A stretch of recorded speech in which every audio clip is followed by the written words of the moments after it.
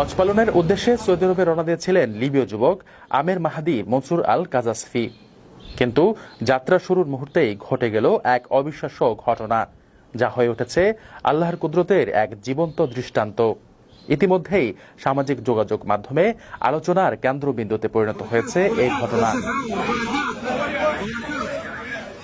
2 দিন আগের কথা, ঘড়ির কাঁটায় ঠিক 12টা দুপুরে হজ ফ্লাইটের নির্ধারিত সময়। আমির ছিলেন তার দলের সর্বশেষ হজযাত্রী। তিনি মিশর হয়ে সৌদি যাওয়ার জন্য ত্রিপলি বিমানবন্দরে পৌঁছান।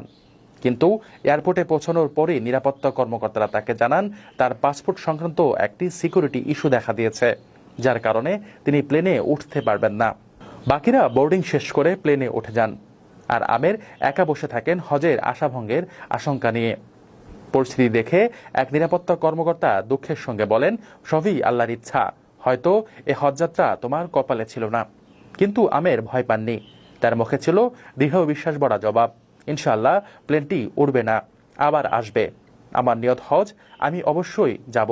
প্রবল বিশ্বাসের সঙ্গে দেওয়া তার এ জবাবের কিছুক্ষণ পরই ঘটে যায় প্রথম বিস্ময়। এয়ারপোর্টে ঘোষণা এলো প্লেনটিতে যান্ত্রিক ত্রুটি দেখা দিয়েছে, আর সেটি ফিরে আসছে। বিমানবন্দরে সবার চোখ বিস্ময়ে বড় হয়ে গেল, কিন্তু তাতেও পাইলট আমিরের জন্য দরজা খুলেননি। দ্বিতীয়বারও আমিরকে ছেড়ে উড়ে গেল বিমানটি, কিন্তু মাঝ আকাশে বিমানটি আবারও বিপাকে পড়ে। এবার মৌসুমি ঝোড়ো আবহাওয়ার কারণে বিমানটি আবারও ফিরে আসে। তখন পাইলট নিজেই বলেন, আল্লাহর কসম, আমি আর উড়ব না যতক্ষণ না আমের প্লেনে ওঠেন।